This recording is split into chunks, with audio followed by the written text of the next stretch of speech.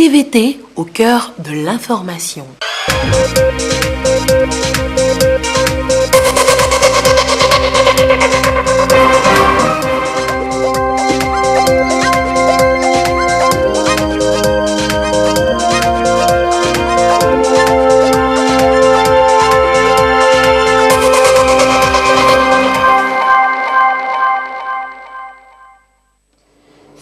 De fin d'année et mesures de prévention contre le Covid-19, le gouvernement veut limiter la propagation du coronavirus au Togo. Entre autres mesures, le couvre-feu qui prendra effet à partir de demain dimanche. En savoir un peu plus dans un instant. Le budget national de 2021 proposé par le gouvernement a été adopté par les députés à l'unanimité. La loi de finances exercice 2021 est établie à 1521,6 milliards de francs CFA. En savoir un peu plus dans ce journal. Et puis, la prise en charge médicale des femmes enceintes, le ministre de la Santé et de l'Hygiène publique et son collègue de l'accès universel aux soins sont en tournée à ce propos. Ils ont rencontré les acteurs pour susciter leur adhésion à cette politique. Voilà pour les titres. Bonsoir à toutes et à tous. Le gouvernement a pris un certain nombre de mesures durant cette période de fête de fin d'année pour protéger les populations contre la propagation de la maladie liée à coronavirus. Retour sur ces mesures dans ce communiqué du gouvernement présenté par Joseph Amigan. Communiqué du gouvernement. Afin de limiter les risques de propagation de la pandémie au nouveau coronavirus, la COVID-19, en cette fin d'année, le gouvernement, après avis du Conseil scientifique et suite aux concertations avec les différents acteurs, leaders religieux, élus locaux, préfets, patronats, syndicats des tenanciers de bars et restaurants, etc., décide des mesures suivantes. 1. Instauration d'un couvre-feu selon les modalités ci-après. Zone du Grand Lomé. Du 20 décembre 2020 au 3 janvier 2021, de 22 h à 5 h. Les 24 et 25 et 31 décembre 2020 et le 1er janvier 2021 de 23 h à 5 h. Pour le reste du territoire national, les 24, 25 et 31 décembre 2020 et le 1er janvier 2021 de 23 h à 5 h. 2. Interdiction de la consommation sur place dans tous les bars sur toute l'étendue du territoire national, y compris les bars traditionnels, du 20 décembre 2020 au 3 janvier 2021. À titre de rappel, les nightclubs, les dancing restent strictement fermés. 3. Interdiction de rassemblement de plus de 15 personnes sur toute l'étendue du territoire national. 4. Interdiction des événements culturels et commerciaux, spectacles, campagnes publicitaires et des célébrations, mariages, baptêmes, du 20 décembre 2020 au 3 janvier 2021 sur toute l'étendue du territoire national. La quinzaine commerciale est cependant autorisée sous un format réduit dans le strict respect des mesures barrières et des horaires du couvre-feu. 5. Interdiction de la célébration de culte sauf un jour par semaine. Vendredi pour les musulmans et dimanche pour les chrétiens, sur toute l'étendue du territoire du 20 décembre au 3 janvier. Les célébrations sont autorisées les 24, 25 et 31 décembre 2020 et le 1er janvier 2021 dans le strict respect des mesures barrières et des horaires du couvre-feu. Pour la zone du Grand Lomé, les célébrations ne concernent que les lieux de culte précédemment autorisés à ouvrir. 6. Interdiction des pèlerinages et des camps de prière. 7. Respect strict des mesures barrières que sont le lavage des mains, le port de masque et la distanciation en tout lieu et en toutes circonstances. Le gouvernement remercie toute la population pour son adhésion aux dispositions prises depuis le début de la pandémie et compte sur le sens de responsabilité de tous pour le respect des mesures ci-dessus édictées. Fait à Lomé, le gouvernement. Et dans sa lutte sans merci contre le nouveau coronavirus, le gouvernement a pris de nouvelles mesures pour limiter les risques de propagation de la pandémie en ces périodes de fête. Un couvre-feu est annoncé et il prend d'ailleurs effet à partir de demain, 20 décembre 2020, et prendra fin le 3 janvier 2021. Et la question reste posée, pourquoi le couvre-feu? Question-réponse, Lucas. Le gouvernement togolais ne faiblit pas dans sa lutte contre le Covid-19. Il continue par prendre des mesures nécessaires pour rompre la chaîne de contamination de la pandémie. Du 20 décembre 2020 au 3 janvier 2021, la zone du Grand Lomé est sous couvre-feu de 22h à 5h du matin. Spécialement les 24, 25 et 31 décembre 2020 et le 1er janvier 2021, le couvre-feu prend effet à partir de 23h à 5h du matin sur l'ensemble du territoire national. Au jour d'aujourd'hui, nous sommes à 66 morts. 66 compatriotes qui ont trouvé la mort suite à cette pandémie.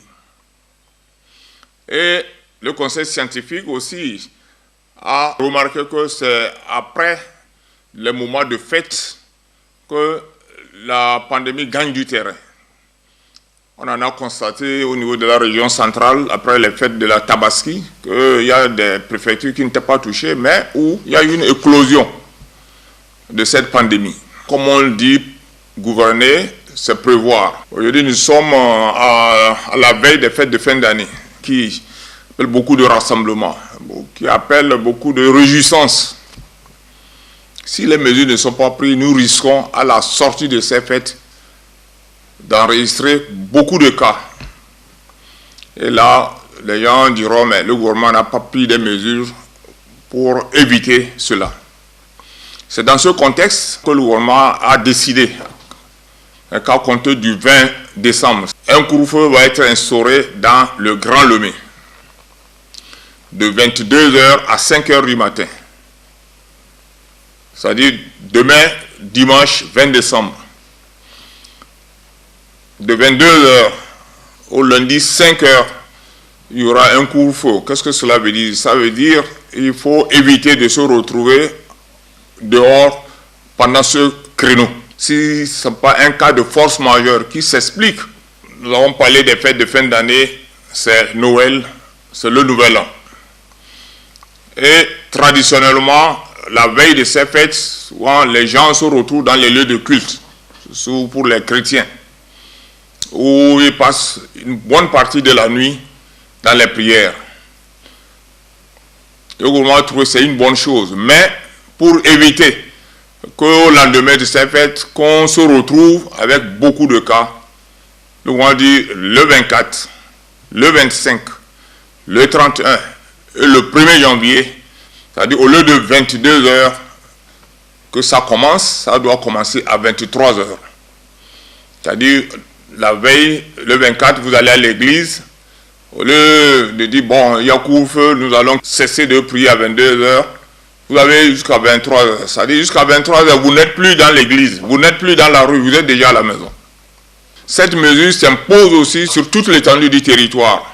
Dans les lieux de culte, j'ai dit les lieux de culte encore autorisés. Donc c'est dans ces lieux de culte rouverts que les mesures s'imposent. Les lieux de culte fermés restent fermés sur toute l'étendue du territoire. Le gouvernement a également pris les mesures pour les bars. Les bars ne seront pas fermés, mais pas de rassemblement de plus de 15 personnes. Vous voulez de la bière ou de la sucrerie, vous achetez dans le bar, vous allez à la maison pour boire votre boisson. Mais pas s'installer, s'étaler devant le bar par petits groupes, non. Et ça, c'est valable non seulement pour les bars où il y a la bière, mais également aussi pour les bars traditionnels. Les cabarets où on vend du tchougdou ou du chapalo, non. Les lieux de pèlerinage ou les camps de prière, c'est des endroits qui appellent du monde. On voit les gens avec des bus, nous allons dans tel village pour camp de prière ou pour tel pèlerinage. Il faut dire, durant ce temps-là, du 20 décembre au 3 janvier, plus de camps de prière, plus de pèlerinage. C'est bien, on peut prier en groupe, mais aussi on peut individuellement prier. Et pour le respect de toutes ces mesures, la force mixte anti-pandémie est encore sollicitée. Elle est invitée à accomplir sa mission dans la rigueur et le professionnalisme. J'ai eu ce matin une séance de travail avec les responsables de la force. Et leur ai demandé d'instruire les éléments qui soient beaucoup plus professionnels. Nous avons tiré des leçons du début du couvre-feu au mois d'avril. On ne veut plus entendre parler de dérapage. Les éléments doivent se montrer beaucoup plus pédagogues, dans la courtoisie, avec un peu de fermeté, amener le compatriote à comprendre que la mesure prise ou les mesures prises par le gouvernement vont dans son intérêt. Nous faisons confiance à nos compatriotes. La force sera là pour accompagner, et d'une façon pédagogique, pour que ces mesures soient vraiment respectées, sans violence, sans dérapage, sans bavure. Ça ne se limite pas seulement au culte, mais également à certaines célébrations. Nous avons une veillée, nous avons un baptême, nous avons un mariage. Du 20 décembre au 3 janvier, il faut qu'on évite, parce que ce sont des événements qui appellent beaucoup de monde. Ça fait plaisir d'entendre qu'au niveau de notre pays, le virus ou la pandémie est bien contenu. Que de dire, bon, comme les autres, il y a plus de 200, 300 morts, nous aussi, il faut qu'on se presse pour avoir les mêmes chiffres. Non. Le gouvernement souhaite à tous les Togolais et à tous ceux qui vivent sur notre territoire de bonnes fêtes de fin d'année. Mais en bonne santé. Nous sommes à 66 morts. Pour nous, 66 morts, c'est déjà trop. C'est déjà trop. On ne va pas dire les autres sont à 230 et 95, donc nous aussi, non. Pour le président de la République, pour le gouvernement, 66, c'est déjà trop. Donc faisons en sorte qu'il n'y ait plus encore de morts. Le bon sens veut qu'après la pandémie, que nous nous retrouvons pour continuer à ne pas vivre ensemble. Il ne faudrait pas que la vie s'arrête avec la pandémie. Donc je suis persuadé que nos compatriotes vont épouser ces mesures. Nos compatriotes feront de ces mesures les leurs pour que vraiment, après les fêtes, que la vie puisse continuer. Le message du gouvernement est clair.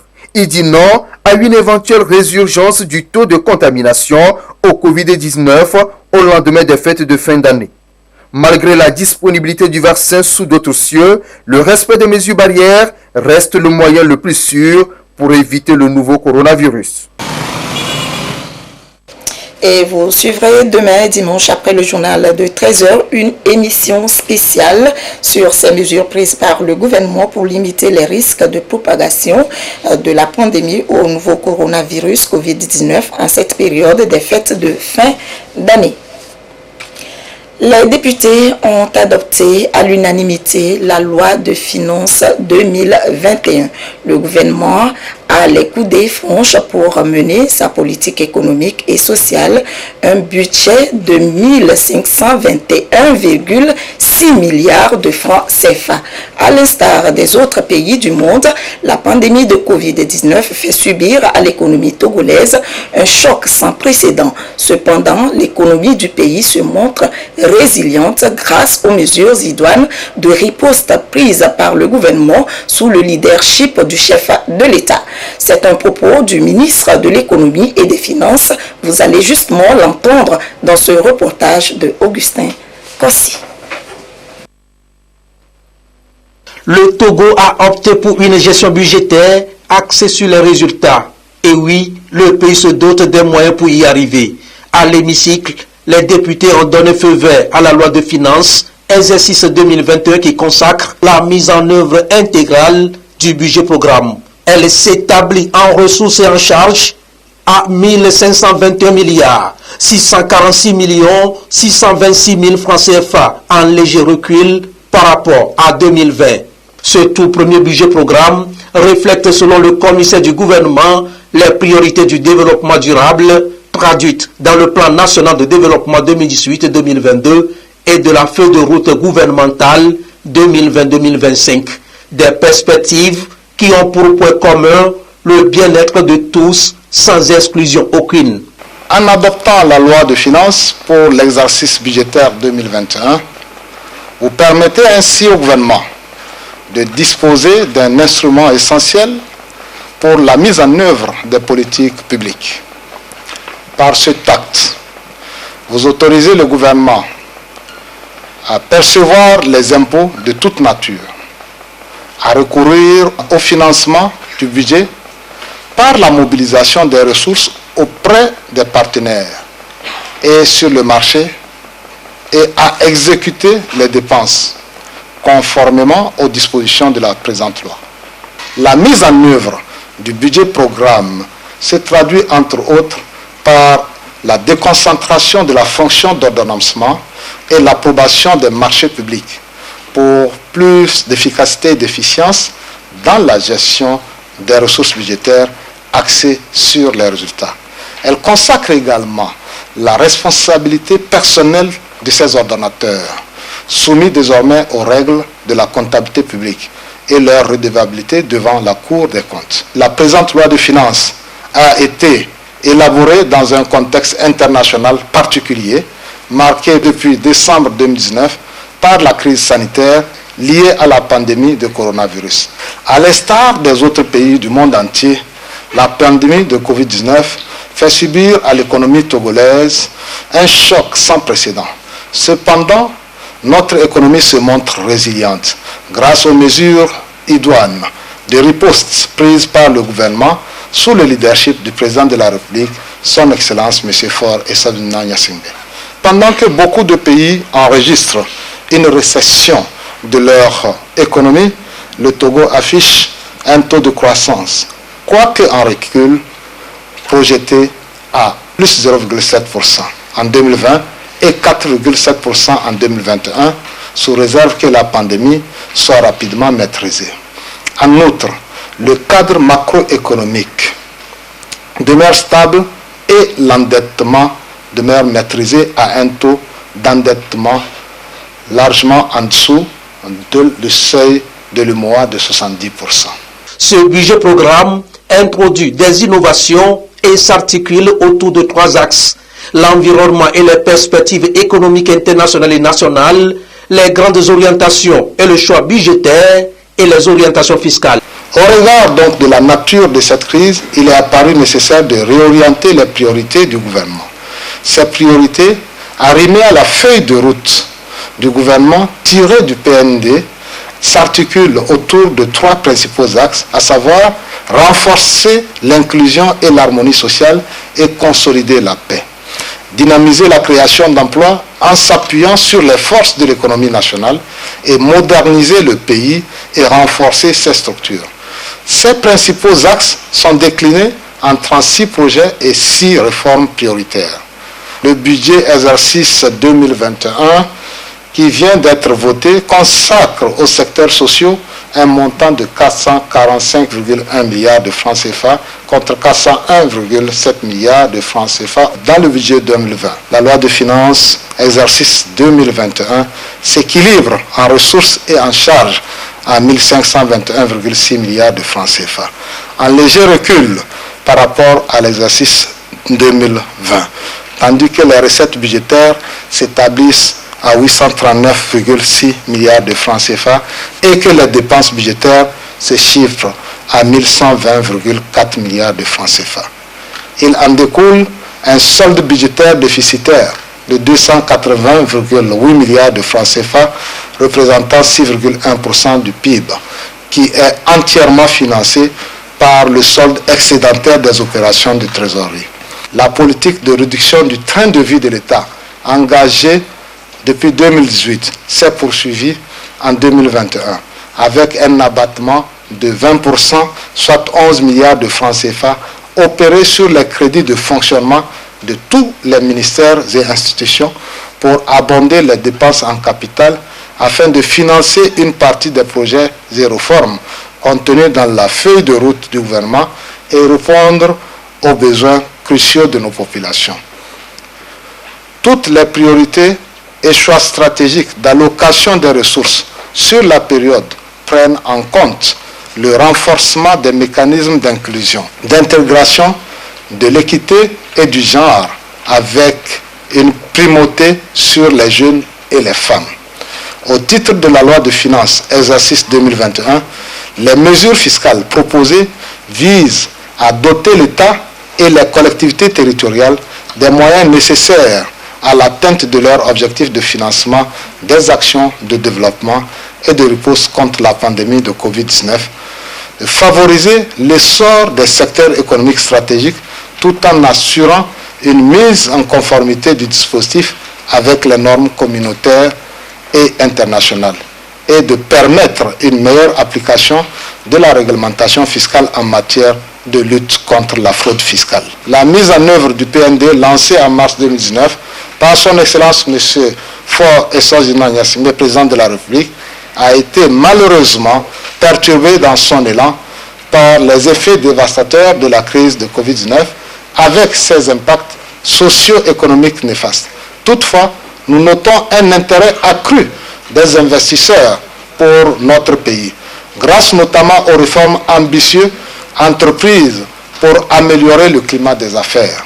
Je puis vous assurer que les efforts seront poursuivis pour une constante amélioration de ces statuts afin d'attirer plus d'investissements, renforcer la croissance économique du pays et améliorer le bien-être de nos populations.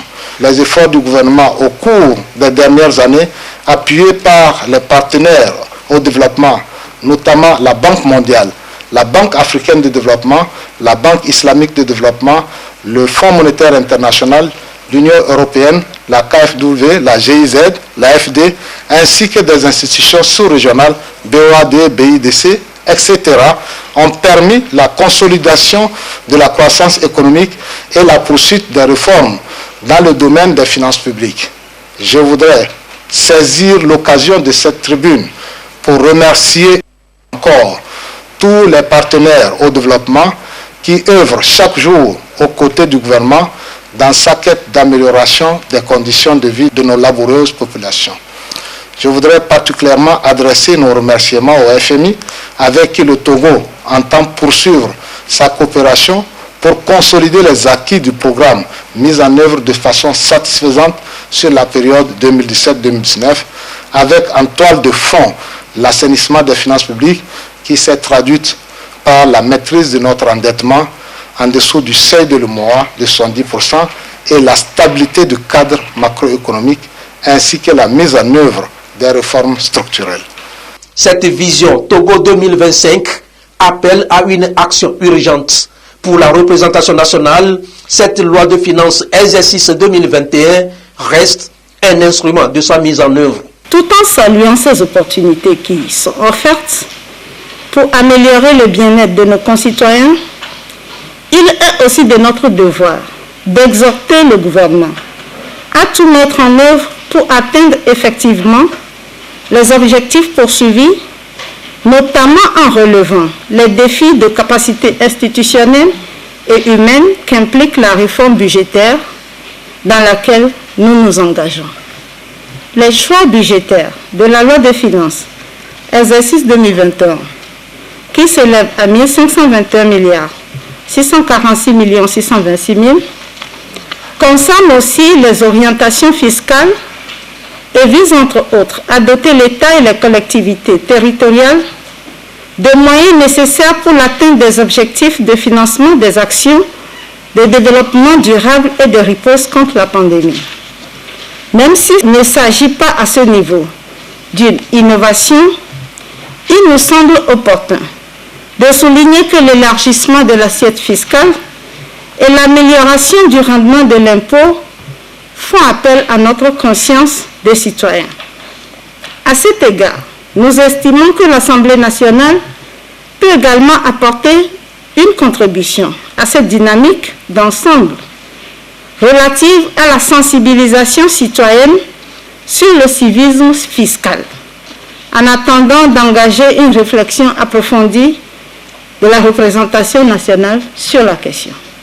Tout en poursuivant les projets structurants entamés en 2020, le budget 2021 met aussi un accent particulier sur les programmes visant à l'amélioration du capital humain, de la politique d'accès à l'éducation pour tous, du système de santé universel et de protection sociale, des mécanismes de promotion de l'équité genre, de l'accompagnement des exploitants agricoles, des mesures visant la création d'emplois des jeunes, des capacités opérationnelles des forces de sécurité et de défense.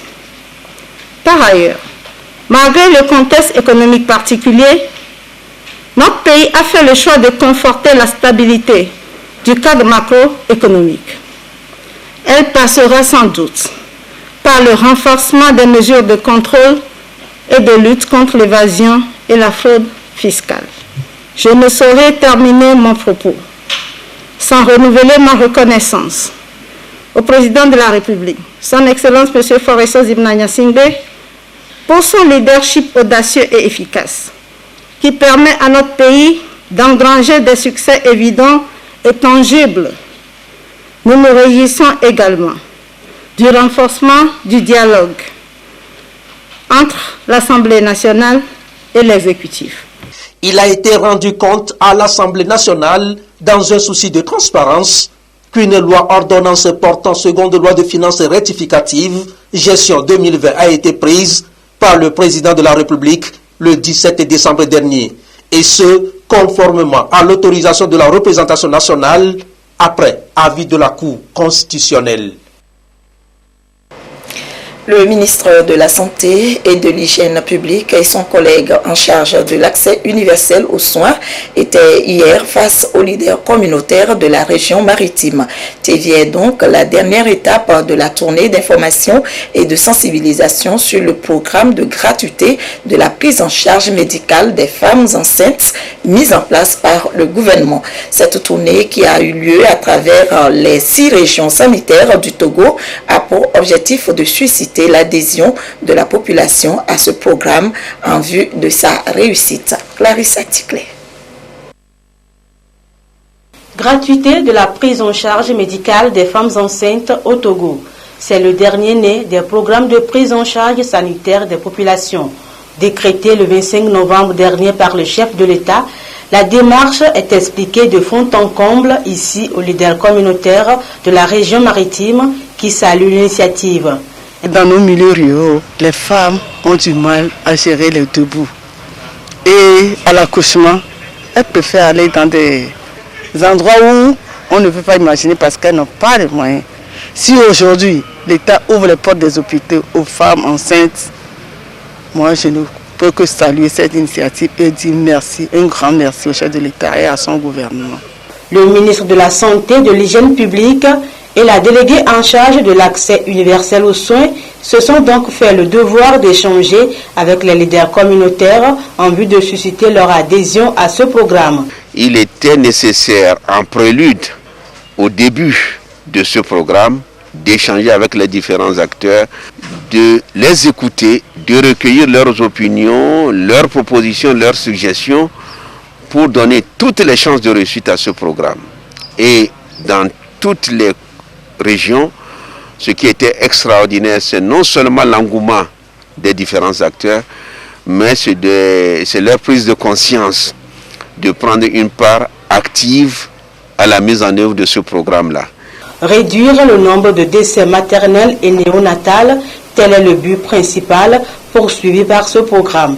Il prendra essentiellement en compte les consultations prénatales, l'accouchement, la césarienne et le planning familial. Le programme de gratuité de la prise en charge de la femme enceinte marque encore un pas de plus vers l'accès universel aux soins.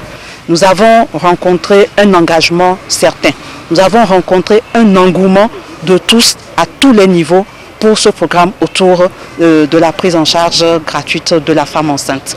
Le deuxième point à retenir, c'est au niveau de nos formations sanitaires où il est important d'améliorer le dialogue entre les bénéficiaires et nos formations sanitaires. L'étape de Thiévié marque la fin de la tournée de sensibilisation sur le programme.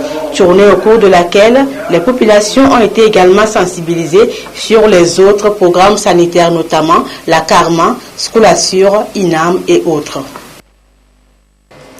L'Institut supérieur de droit et de l'interprétariat a initié une rencontre dédiée aux commandes publiques.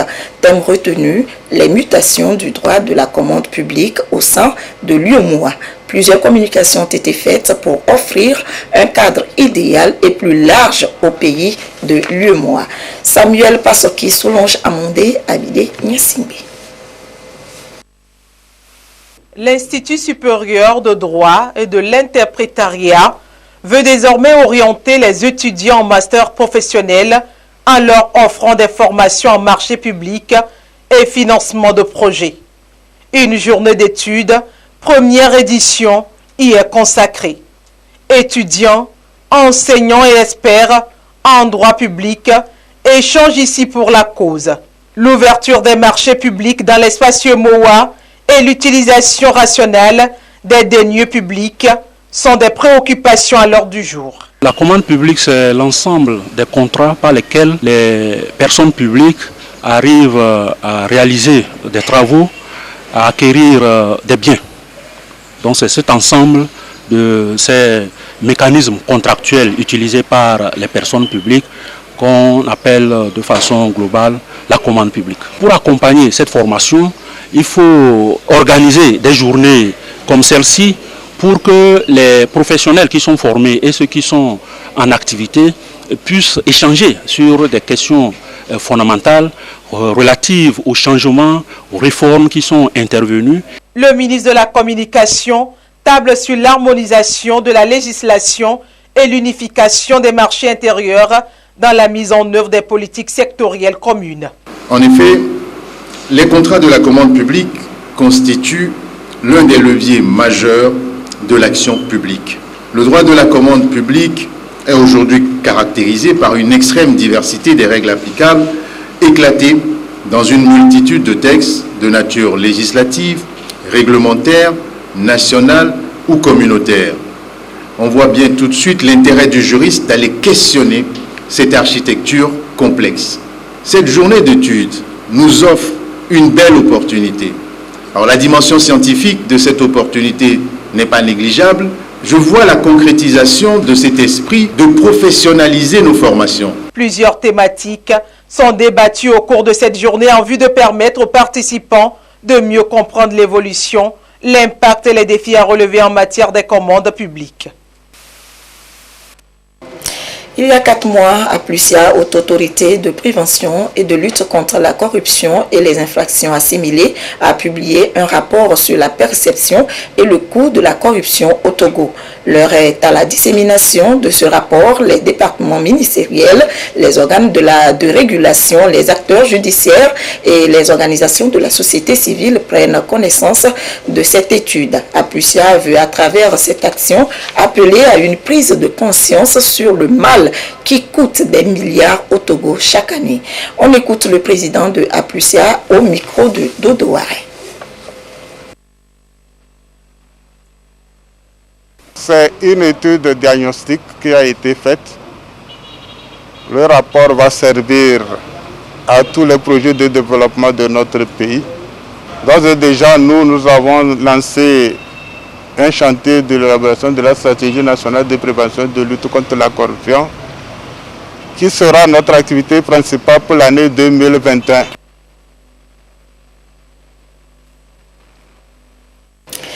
Les activités de la première édition de l'événement digital Indaba X Togo se sont déroulées ce jour à Lomé, un rendez-vous d'échange sur l'intelligence artificielle, une initiative qui promeut les innovations locales pertinentes et qui répondent aux besoins des populations. Plus d'éclairage sur ce concept avec Lucassi.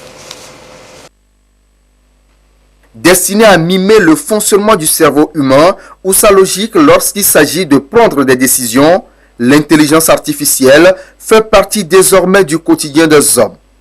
D'une simple phrase, on peut connaître la météo, programmer une alarme, être averti de ses rendez-vous. Elle recouvre un vaste domaine avec une variété de champs d'application. De ce fait, l'intelligence artificielle offre une kyrielle d'opportunités pour l'Afrique. Opportunité que veulent saisir les acteurs du domaine à travers la première édition de Indaba X Togo 2020. Actuellement, la plupart des pays occidentaux et également en Orient, la Chine, ont une longueur d'avance sur nous et sont en train déjà de mettre sur pied comment le monde de demain sera. Et si l'Afrique ne prend pas ce rendez-vous, les modèles qui seront conçus sur l'intelligence artificielle, parce que l'intelligence artificielle apprend des données, apprend de l'existant et permet d'automatiser un certain nombre de processus. Nous prendrons leurs modèles, mais qui ne seront pas adaptés à nos contextes. Alors, il est important pour nous de pouvoir construire des modèles à partir de l'existant. À l'université de Lomé, sur les sites délocalisés et à l'université de Kara, mais nous avons aussi prévu des séminaires pour former davantage tous les utilisateurs en intelligence artificielle sur des applications dans le domaine de la santé, la radiologie par exemple, dans le domaine des services, la reconnaissance des caractères de façon automatique, dans le domaine de l'énergie, dans le domaine de l'agriculture. En marge de ces séminaires de formation, les étudiants et des enseignants-chercheurs feront des présentations sur leurs travaux qui seront enrichis, discutés avec tous les collègues présents. C'est un rendez-vous digital et numérique qui met en relation éducation, formation et entreprise pour offrir des moyens nouveaux de développement aux jeunes. Élément central de la transition numérique, l'intelligence artificielle favorise le développement des solutions pertinentes et innovantes pour répondre aux besoins des populations. Elle s'impose comme un excellent raccourci pour anticiper le développement sous toutes ses formes. La convergence patriotique panafricaine CPP se prépare pour les élections régionales. C'est dans ce sens qu'elle a organisé ce samedi une journée de réflexion à l'intention de son bureau exécutif et de quelques membres de sa fédération du Grand Lomé. L'occasion pour eux de mieux cerner les enjeux des élections régionales et de maîtriser les tests relatifs à la décentralisation. Islam Degenou, Marie-Ange Bida. Regard vif et captivé, les membres du bureau exécutif de la Convergence patriotique panafricaine et ses membres de fédération du Grand Lomé suivent religieusement les explications. Elles portent sur les tests relatifs à la décentralisation au Togo. En cette journée de réflexion, ces membres seront éclairés sur les enjeux des élections régionales qui se tiendront pour la première fois au Togo. La décentralisation à plusieurs niveaux. Nous avons déjà fini le niveau des communes. Nous allons maintenant vers le niveau des régions. Et il faut se préparer pour y aller. Il faut avoir des ressources humaines, des ressources financières. Il faut aussi parler, être proche de la population à la base pour mériter sa place de parti politique alors sur l'échiquier national. C'est pour cela d'abord qu'elle a organisé cette journée de réflexion afin de conscientiser davantage les membres de son bureau, des membres qui sont à l'intérieur du pays pour alors aller parler de ces élections régionales aux militants à la base. Le parti politique Convergence patriotique panafricaine CPP se positionne ainsi pour les prochaines régionales. Une élection de taille qui nécessite de mobiliser au plus tôt les moyens et les ressources humaines. Fin du camp d'entraînement de jeunes athlètes dénommé Club Conféges Lomé 2020. Ce camp, initié par la conférence des ministres de la jeunesse et des sports de la francophonie, a regroupé une cinquantaine d'athlètes et d'encadreurs de plusieurs pays dont le Togo. Ce camp prépare les participants pour les prochaines compétitions internationales, notamment les Jeux olympiques Paris 2024. Aflim Johnson. Les perturbations liées à la crise sanitaire du coronavirus n'ont pas eu raison de la volonté de la conférence des ministres de la jeunesse et des sports de la francophonie de s'aguerrir pour les rendez-vous sportifs internationaux. Au contraire, la Conféges a relevé les défis cette année encore de fourbir les armes des jeunes athlètes en vue des échéances à venir. Au bout de 2 semaines d'intenses activités théoriques et pratiques, la cinquantaine de participants, athlètes et encadreurs confondus, part de Lomé avec un bagage technique renforcé. Ce camp m'a permis de savoir me concentrer, de savoir me focaliser sur ce que j'ai à faire.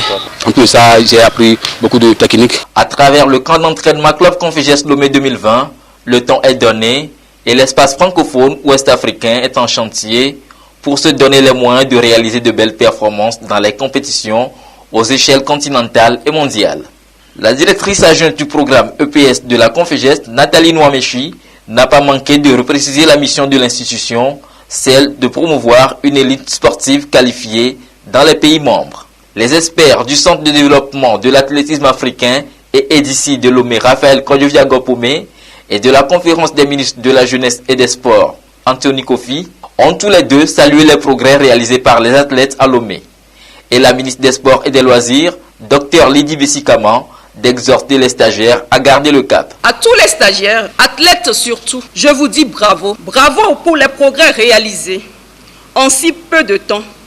Et je vous exhorte au travail acharné et à la discipline pour progresser davantage afin d'être prêts pour les compétitions internationales à venir. À vous, messieurs les entraîneurs participant au stage, je vous invite à mettre à profit les nouvelles connaissances reçues de vos mentors et surtout les connaissances reçues de l'expert international pour mieux encadrer les jeunes athlètes placés sous votre responsabilité et les amener progressivement vers les qualifications aux Jeux olympiques de Paris 2024, qui semble être l'objectif à moyen terme de la Conféges. L'autre temps fort de la cérémonie de clôture du camp d'entraînement Club Conféges Lomé 2020 a été la remise de primes du programme Appui à la promotion élite jeune APEJ à 20 sportifs de 10 pays membres de la Conféges. On va clôturer donc ce journal avec la situation de la pandémie au nouveau coronavirus au Togo à ce jour samedi 19 décembre 2020. La situation de la pandémie au nouveau coronavirus au Togo se présente comme suit. Le nombre de cas confirmés est de 3396, 46 nouveaux cas depuis hier. Le nombre de personnes guéries est de 2974, 41 nouveaux guéris depuis hier. Le nombre de cas actifs est de 356 et le nombre de décès est de 66. Et c'est signé le ministre de la Santé, de l'Hygiène publique et de l'Accès universel aux soins, professeur Moustapha Mijiawa. Fin de ce journal. Merci de nous avoir suivis. L'édition de 22h30 sera présentée par Abidé Niasimbe. Je vous souhaite une très belle soirée, bon week-end et à très prochainement.